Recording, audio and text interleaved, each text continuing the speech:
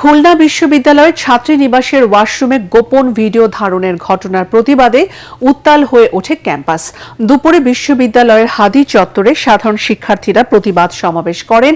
এরপর প্রশাসনিক ভবনে তালা ও ক্লাস বর্জন করে বিক্ষোভ করেন শিক্ষার্থীরা। এর আগে গতকাল রাতে ছাত্রীদের হল বিজয় 24-এ গোপন ভিডিও করতে গিয়ে হলের ক্যান্টিন কর্মী রেজাউল হাতে নাতে ধরা পড়েন। শিক্ষার্থীদের গণধোলাইয়ের পর তাকে হরিণটানা থানায় সোপর্দ করা হয়।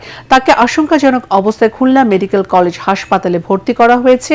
সে দীর্ঘদিন ধরে মেয়েদের হলের বাথরুমের ভেন্টিলেটর দিয়ে ভিডিও ধারণ করে অর্থের বিনিময়ে গোপন ভিডিও বিক্রির কথা স্বীকার করেছে।